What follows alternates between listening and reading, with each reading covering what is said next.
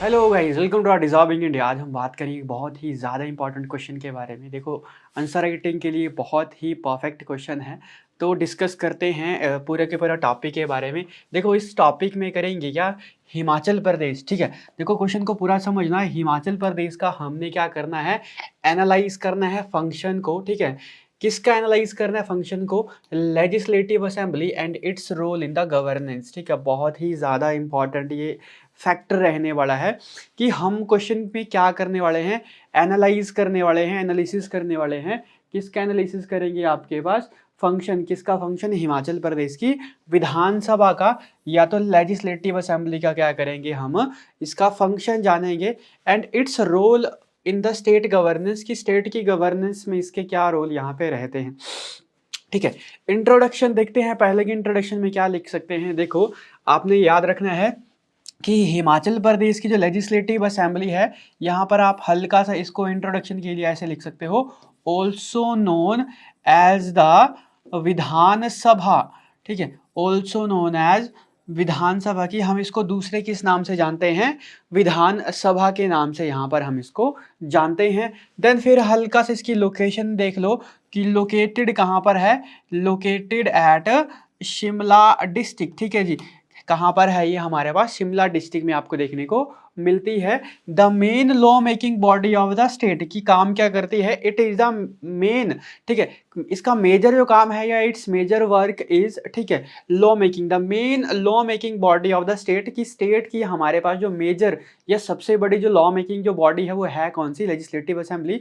तो it is the main law making body of the state. ठीक है, कि हम क्या करेंगे कि जितने भी लॉ या कानून बनाए जाएंगे वो कहाँ पर बनाए जाते हैं, लेजिस्लेटिव असेंबली में ये बनाए जाते हैं। और साथ साथ में क्या है, ये रिस्पॉन्सिबल है for passing laws and overseeing the state government, की लॉ वगैरह क्या करेगी, पास करेगी for the welfare of the state या for the betterment of the state, की स्टेट के बेटरमेंट के लिए या वेलफेयर के लिए साथ साथ में कुछ लॉज यहाँ पर इंट्रोड्यूस किए जाते हैं, ताकि हिमाचल की जनता को या किसी भी रिस्पेक्टिव स्टेट जहाँ पर लेजिस्लेटिव असेंबली है वहाँ की जनता की क्या की जाए, वेलफेयर यहाँ पर देखी जाए या बेटरमेंट यहाँ पे देखी जाए।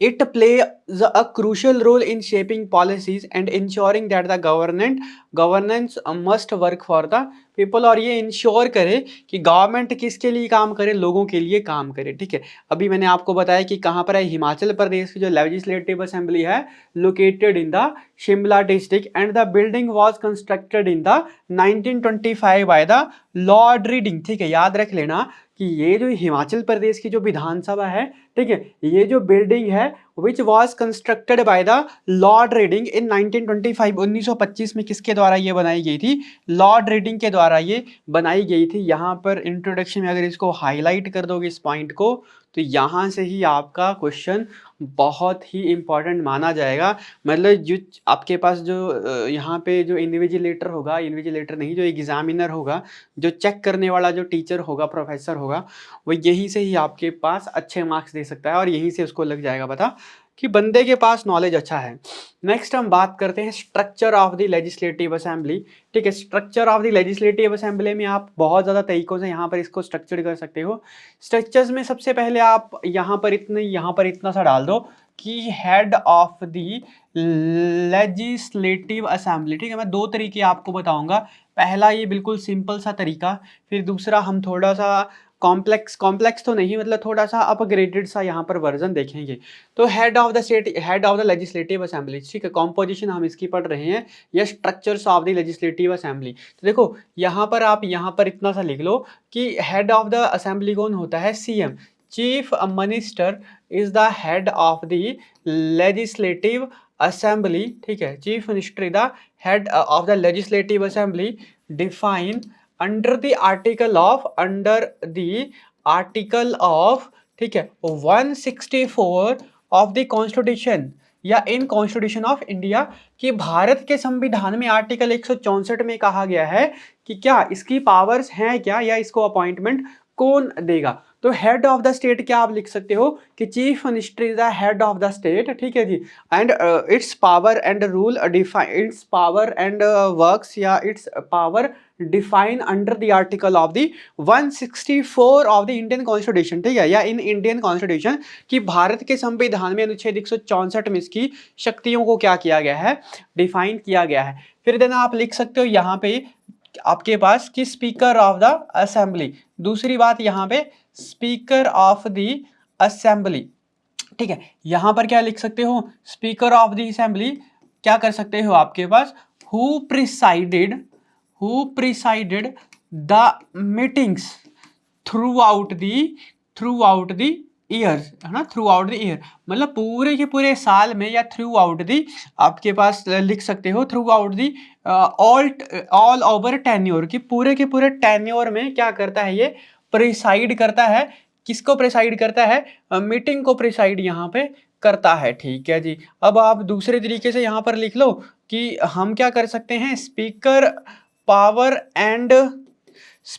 पावर एंड वर्क्स, ठीक है, स्पीकर की जो पावर हैं एंड वर्क्स हैं, या speakers power define under the article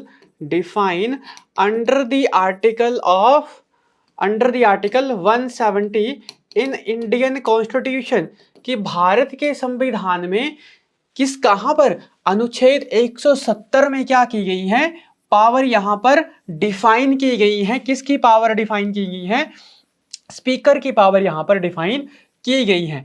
आप हिमाचल प्रदेश से रिलेटेड अगर आप रखते हो, हिमाचल प्रदेश का क्वेश्चन अभी हम ये जो कर रहे हैं, अगर और थोड़ा सा याद यहां पर करना चाहते हो तो ऐसे लिख लो कि Himachal Pradesh assembly constitute first time in 1951 and Jayawant Ram became the first speaker of the legislative या हिमाचल प्रदेश लेजिस्लेटिव असेंबली, ठीक है। देन यहां पर फिर दूसरा यहां पर एक पॉइंट और यहां पर लिख सकते हो विद्या स्टॉक के बारे में, Vidya Stokes became the first female speaker of the legislative Himachal Pradesh legislative assembly, ठीक है जी। तो इतनी एडिशनल इंफॉर्मेशन यहां पर लिख सकते हो अगर 8 नंबर का क्वेश्चन है या 10 नंबर का क्वेश्चन है तो। नहीं तो अगर आपके पास 4 नंबर का ही क्वेश्चन है तो आप सिंपल क्या करो, सिंपल एक लाइन में लिख दो स्पीकर के बारे में कि speaker is the presided officer of the legislative assembly and chief minister is the head of the state, ठीक है। तो हिमाचल प्रदेश असेंबली का अभी हम जो स्ट्रक्चर देख रहे हैं है कैसा, इज अ यूनिकैमरल, या ठीक है, यूनिकैमरल का मतलब होता क्या है हमारे पास कि हिमाचल प्रदेश की जो लेजिस्लेटिव असेंबली है वो यूनिकैमरलिज्म है। यूनिकैमरल मतलब होता क्या है, बाई कैमरल और यूनिकैमरल के बारे में आई होप आपने सुना होगा, ठीक है। हमने पहले भी बात की हुई है, गवर्नमेंट ऑफ इंडिया एक्ट 1935 में जब सेंट्रल में क्या किया जाता है, ठीक है, 2 हाउसेस को इंट्रोड्यूस किया जाता है बाय द ब्रिटिशर्स, ठीक है। जब government of India act Bharat सरकार अधिनियम 1935 जब लाया जाता है तो जब स्टेट में क्या प्रोविंस में dyarchy was abolished and introduce the bicameralism house in the central government, ठीक है, कि केंद्र की सरकार में जब बाईकैमरलिज्म हाउस लाए जाते हैं तो उसी का ही इफेक्ट यहाँ पर देखने को मिलता है कि हिमाचल प्रदेश में भी क्या है, यूनिकैमरलिज्म है, मतलब 2 हाउस नहीं है, एक ही है, जिसको हम कहते हैं legislative assembly which mean 1 house, ठीक है। मीनिंग इट हैज कितने हाउस हैं, 1 हाउस है, ठीक है। बाईकैमरलिज्म सिर्फ कुछ ही स्टेट में यहाँ पर आपको देखने को मिलता है, ठीक है। किस किस में यहाँ पर देखने को मिलता है बाईकैमरलिज्म, पूछ सकता है एग्जामिनर, यहाँ से रिवाइज करवा देता हूँ, ठीक है। तेलंगाना में है, बिहार में है, ठीक है जी। साथ साथ में आपने याद रखना है उत्तर प्रदेश में है, ठीक है, कर्नाटका में है, आंध्र प्रदेश में है एंड देन महाराष्ट्र में। तो मैंने आपको कितने स्टेट बताए, देखो पहला मैंने आपको बताया तेलंगाना, दूसरा मैंने आपको क्या बताया, ठीक है, बिहार, थर्ड वन मैंने आपको क्या बताया, उत्तर प्रदेश, ठीक है जी, उत्तर प्रदेश, फोर्थ मैंने आपको क्या बताया, कर्नाटका, 5वां मैंने आपको क्या बताया, आंध्र प्रदेश, और छठा मैंने आपको क्या बताया, महाराष्ट्र। तो टोटल या there are only 6 states which have bicameralism house या बाईकैमरल हाउस, जिसमें 2 हाउस हैं, but in Himachal Pradesh have only unicameral provision. Unicameral provision का मतलब क्या हुआ, सिर्फ एक ही यहां पर आपको क्या देखने को मिलेगा, हाउस देखने को मिलेगा। ठीक है जी, चलो तो नेक्स्ट हम बात करते हैं दूसरी बात इसकी स्ट्रक्चर के बारे में। It has maximum 68 members.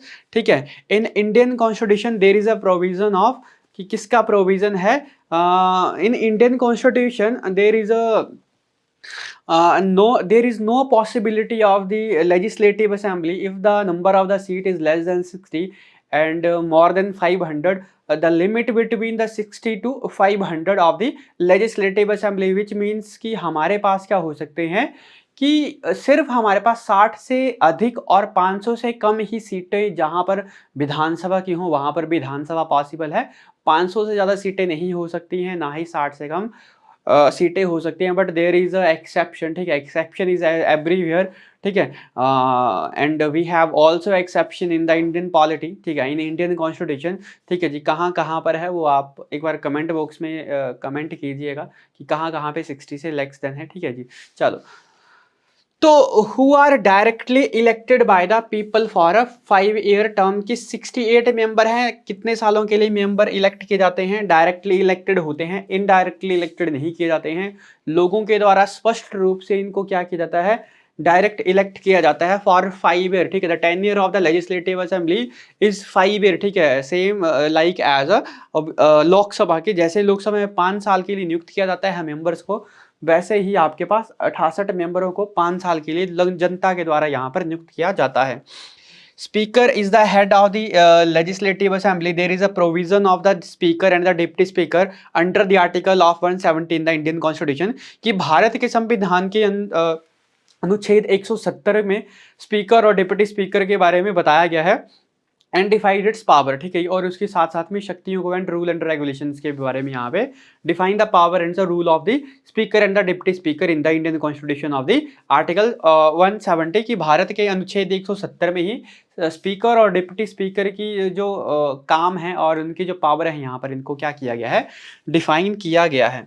Next हम बात करते हैं लेजिस्लेटिव फंक्शंस का। The main function of the legislative assembly is, क्या मेन फंक्शन है, मैंने यहाँ पर जो मेजर जो फंक्शन है हमारे पास लेजिस्लेटिव असेंबली का जो मेजर फंक्शन है, is to make a bill. ठीक है, कि क्या करना है, is to make a bill for the welfare of the state, is for the betterment of the person, कि इनका जो मेन फंक्शन है ना, the assembly main job is to make laws, कि क्या करना है, to make laws for the betterment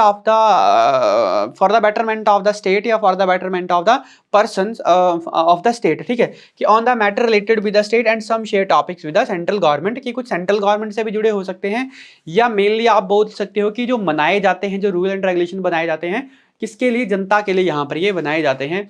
देखो ये साथ साथ में अप्रूव करता है बजट को, साथ साथ में स्पीकर की एक एडिशन लाइन और यहाँ पर आप ऐड कर सकते हो कि जो मनी बिल है defined by the speaker of the state. ठीक है, कि हमारे पास in the legislative assembly not in Lok Sabha, there is also provision in the Lok Sabha, कि हमारे पास जो मनी बिल होता है ऑलवेज क्या किया जाता है, रेक्टिफाई किया जाता है bye the speaker of the assembly. Assembly चाहे इन टर्म्स ऑफ आप लोकसभा बोल दो या तो लेजिस्लेटिव असेंबली बोल दो, दोनों का काम सिमिलर ही यहाँ पर होता है, कि बजट को यहाँ पर एलोकेट किया जाता है, will allocate the money for the different government activities and services. ठीक है, और it also discuss passes law that affect the daily life, मतलब ये कुछ लॉज ऐसे इसको पास करती है। ठीक है, कि जो क्या करे, जो वेलफेयर ऑफ द स्टेट हो, but after the consent of the governor it became the या इट बिकम्स द एक्ट। ठीक है, याद रख लेना इनका जो काम होता है वो होता है क्या, सिर्फ लॉ को पास करना या उसके ऊपर क्या करना, और डिस्कस इन द लॉज। ठीक है, कि डिस्कस करना कहाँ पे, डिस्कस करना किसके बारे में, discuss about the laws, but after the consent of the governor it becomes the act. जब भी हमारे पास गवर्नर उसको कंसेंट देता है तभी क्या बनता है, वो एक्ट बनता है, मतलब कानून उसी के ही बाद यहाँ पर बनता है। लॉ मेकिंग प्रोसेस जो होती है, member introduce bills in the Lok Sabha which are debated and voted upon, जिसमें डिबेट भी होती है, कुछ ऑपोजिट के मेंबर भी होते हैं एंड वोटेड अपॉन, और उसमें वोटेड भी यहाँ पर होते हैं।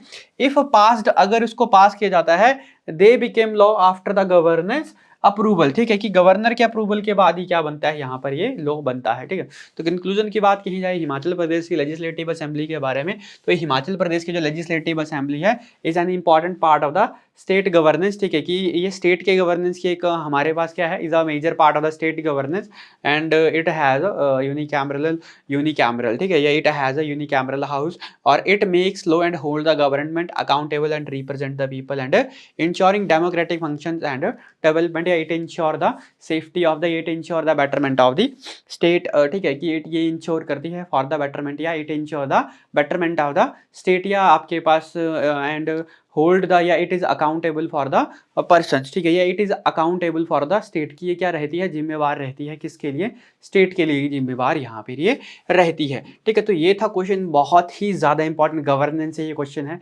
आई होप आपको इस बार ये अलाइड में ज़रूर देखने को मिलेगा क्वेश्चन, क्योंकि ऐसे कुछ मेरे को लग रहा है कि ये क्वेश्चन यहाँ पर ज़रूर देखने को मिलेगा, बाकी देखते हैं क्या रहता है, ठीक है। तो आज का सेशन रखते हैं इतना ही, मिलते हैं नेक्स्ट सेशन में, तब तक के लिए थैंक यू।